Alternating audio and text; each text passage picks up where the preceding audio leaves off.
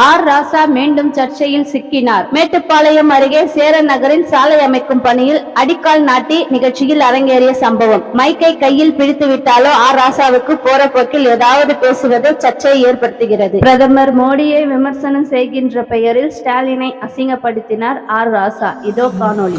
25 ஆண்டு காலமா டெல்லியில இருக்கேன். இந்த மாதிரி பொய் சொல்ற ஒரு முதலமைச்சர் நான் பார்த்ததே இல்லை.